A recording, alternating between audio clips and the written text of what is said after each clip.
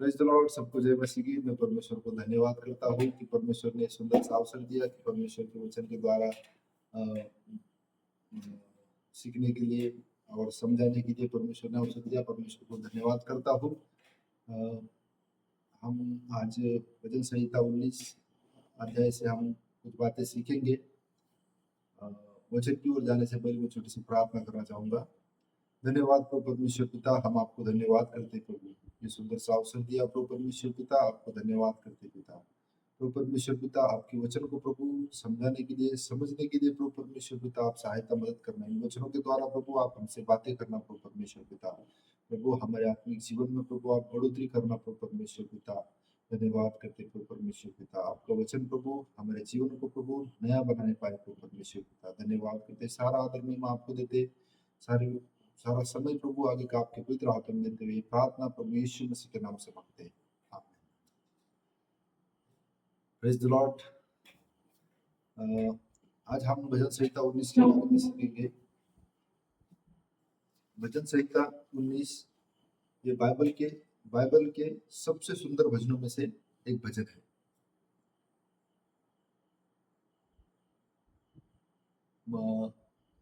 भजन संहिता 19 अध्याय हमें बताता है कि परमेश्वर को हम दो तरीकों से जान सकते हैं, समझ सकते हैं परमेश्वर के बारे में। एक है प्रकृति के द्वारा, जो प्रकृति है उस प्रकृति के द्वारा हम परमेश्वर को जान सकते हैं। जैसे सृष्टि के द्वारा हम परमेश्वर को जान सकते हैं। जब हम सृष्टि को देखते हैं तो हमें ये समझ आता है। दूसरी बात है परमेश्वर के वचन की के द्वारा, हम वचन को पढ़ने के द्वारा एक परमेश्वर को हम जान सकते हैं। इस पुस्तक का लेखन और ऐतिहासिक पृष्ठभूमि कुछ ऐसी है। यह भजन राजा दाऊद के द्वारा लिखा गया, ऐसा माना जाता है। दाऊद पहले एक चरवाहा था और बाद में वह राजा बना। चरवाहा रहते हुए उसने खुले आकाश, सूर्य, तारों में और प्रकृति को बहुत नजदीक से देखा था। वो चरवाहा था, वो भेड़े चराता था, उसने प्रकृति को बहुत अच्छे से देखा था। इसलिए उसे सृष्टि में परमेश्वर की महिमा दिखाई देती थी। यह भजन तब लिखा गया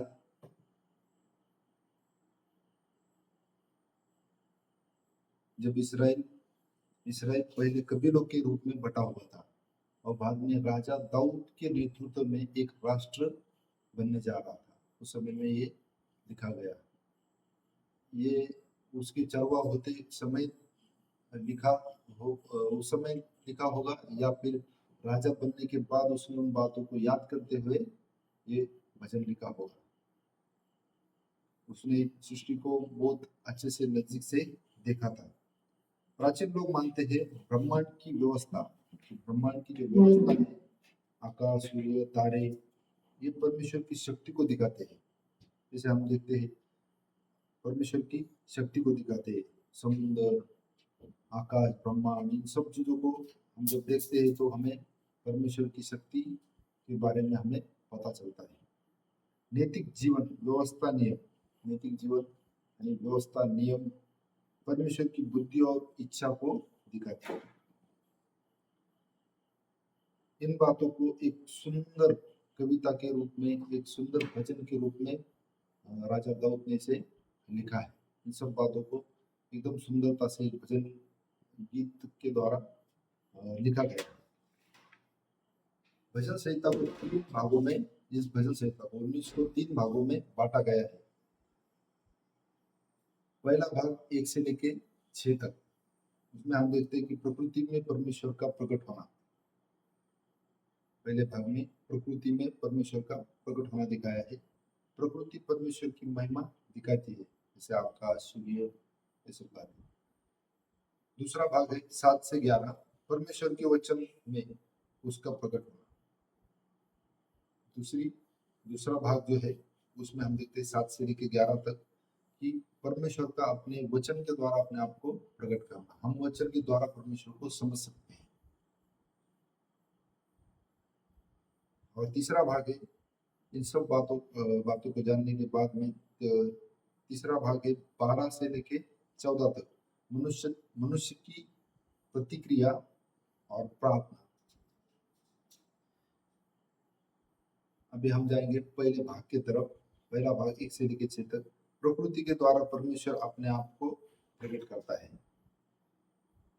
आकाश, तारे, सूर्य, चंद्र, ये सब मौन प्रचारक है, एक मौन प्रचारक है। हम देखते हैं ये शब्द नहीं बोलते, पर हर दिन हर जगह यह बताते हैं कि परमेश्वर महान है। एक मौन प्रचारक के समान दिखते, जैसे हम देखते हैं पहाड़, ये दुनिया में जो भी कुछ सृष्टि है परमेश्वर द्वारा रचित, उन सब चीजों को हम देखकर परमेश्वर के बारे में जानते हैं। ये सृष्टि हमें परमेश्वर के विषय में परमेश्वर के होने का प्रमाण देती है।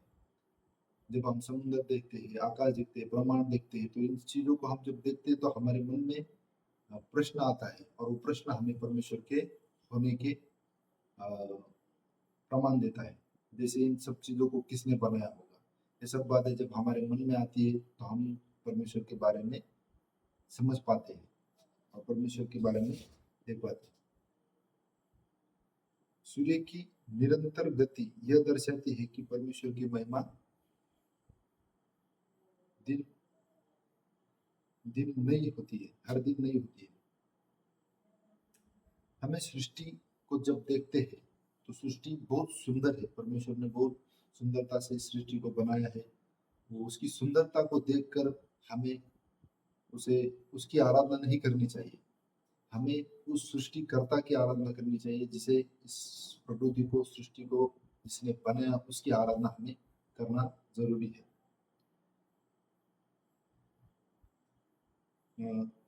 तो ये इस प्रकार हमें सृष्टि परमेश्वर के बारे में प्रमाण देती है कि परमेश्वर को प्रकट करती है सृष्टि। तो जब सृष्टि को हम देखते हैं तो हमें परमेश्वर के होने का प्रमाण मिलता है। भाग दूसरा देखेंगे हम। दूसरे भाग में 7 से लेके 11, परमेश्वर के वचन में उसका प्रकट होना।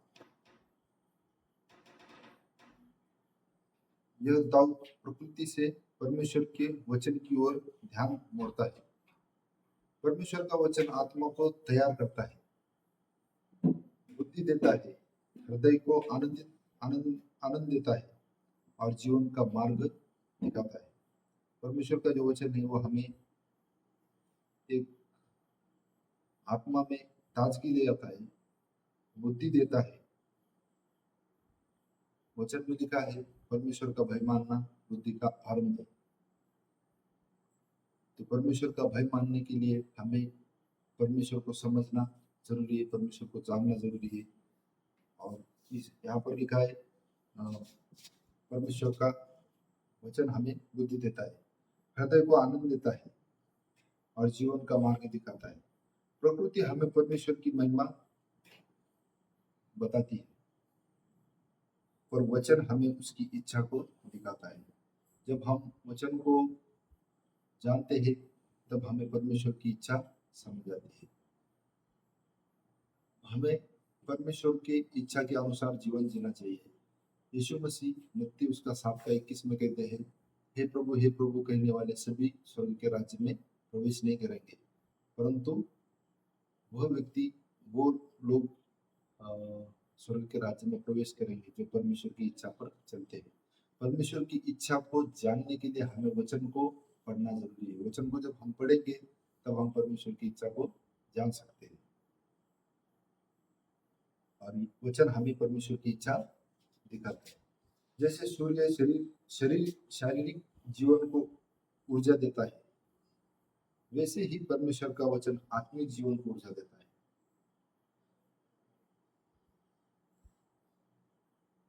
ये जो भाग है 7 से लेके 11 तक, ये हमें परमेश्वर के वचन के महत्व को बताता है। परमेश्वर के वचन के महत्वपूर्णता को पढ़ने के लिए पढ़ना महत्वपूर्ण बताता है। और तीसरे भाग में हम देखते हैं 12 से लेकर 14 मनुष्य की प्रतिक्रिया और प्रार्थना। जब दाऊद ने सृष्टि और वचन दोनों देखे तो उसे अपनी अयोग्यता और पाप दिखाई दिए।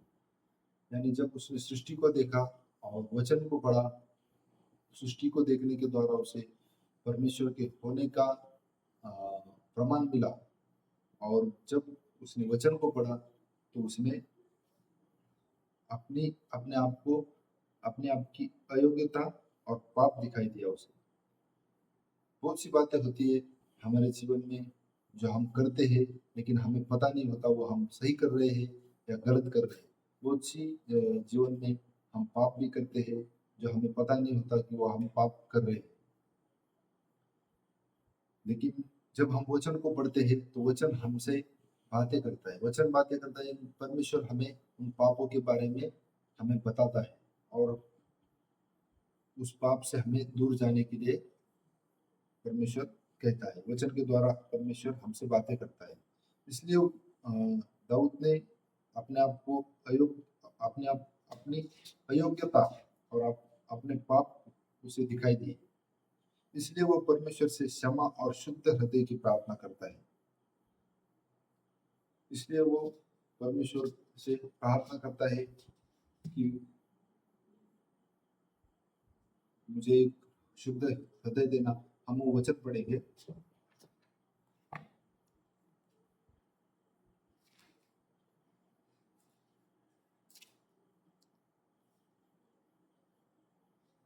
अपनी अपनी भूल चूक कौन कौन समझ सकता है, मेरे गुप्त पापों से तू मुझे पवित्र कर। यहाँ पर बताता है अपनी जो भूल चूक है कौन समझ सकता है, मतलब हमारी जो गलतियां है वो गलतियां हम कर रहे हैं तो वो गलत है सही है हमें कौन बता सकता है। परमेश्वर का वचन ही हमें वो सब बातें बता सकता है। मेरे गुप्त पापों से तू मुझे पवित्र कर। गुप्त पापों से मुझे पवित्र कर।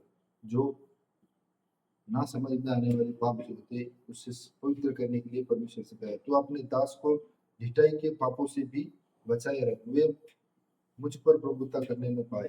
तब मैं सिद्ध हो जाऊंगा और बड़े अपराधों से बचूंगा। मैं मेरे मुंह के वचन और मेरे हृदय का ध्यान तेरे सम्मुख ग्रहण योग्य हो। हे यहोवा परमेश्वर मेरी चट्टान और मेरा उद्धार करने वाला है। यहाँ पर 14 वचन में हम देखते हैं कि वो कहता है मेरे मुंह के वचन और मेरे हृदय का ध्यान तेरे सम्मुख ग्रहण योग्य हो। अब यहाँ पर हम देखते हैं कि दाऊद राजा ने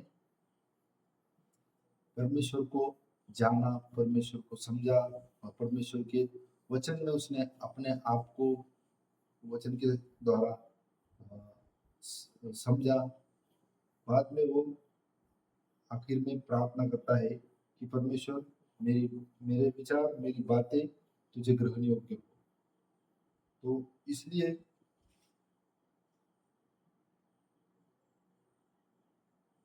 जब परमेश्वर का वचन हमारे मन में उतरता है तो पाप छिप नहीं सकता।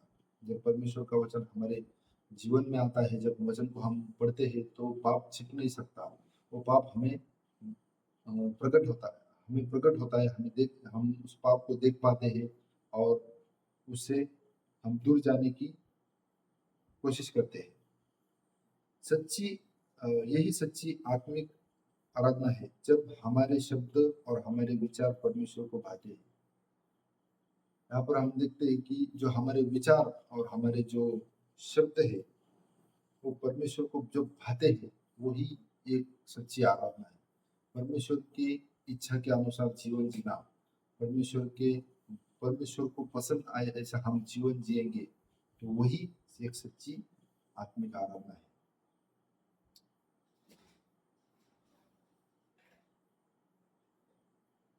तो इस वचन के द्वारा हम सीखते हैं कि हमें परमेश्वर के बारे में जानने के लिए और परमेश्वर को समझने के लिए हम सृष्टि के द्वारा, परमेश्वर के वचन के द्वारा हम परमेश्वर को समझ सकते हैं।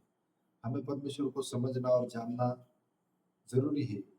हर एक मनुष्य को परमेश्वर के बारे में जानना जरूरी है। एक वचन है, उस वचन में लिखा है कि कौन बुद्धिमान है जो परमेश्वर को अ, खोजता है। कोई परमेश्वर कहता है कि कोई बुद्धिमान है कि नहीं, ऊपर से स्वर्ग से देखता है कि कोई बुद्धिमान है या नहीं जो परमेश्वर को खोजता हो। तो यानी जो परमेश्वर को खोजता है वो व्यक्ति बुद्धिमान है। हम जब देखते हैं हमारे पास में कोई भी उत्तर नहीं है इस बात के लिए कि इन सब चीजों को किसने बनाया। ये सृष्टि ही हमें दिखाती है कि परमेश्वर का होने का प्रमाण को सृष्टि हमें दिखाती है। और वचन हमें परमेश्वर का वचन हमें पवित्र करता है। परमेश्वर का वचन हमसे बातें करता है और परमेश्वर अपने आप को उन वचनों के द्वारा प्रकट करता है। इन सब बातों को हम जब हमारे जीवन में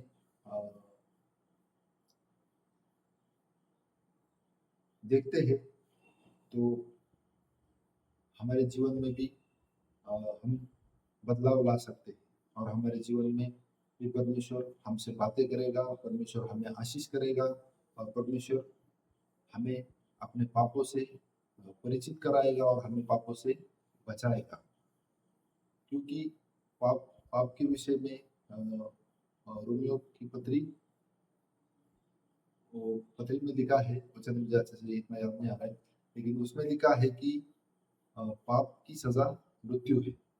तो इसलिए हमें हमारे जो गुप्त पाप है, जो हमारे पाप है, उन पापों को समझने के लिए हमें परमेश्वर के वचन को पढ़ना है और परमेश्वर हमें हमसे बातें करेगा और हमें उन बातों से दूर करेगा। हर दिन परमेश्वर की सृष्टि में उसकी महानता को देखना।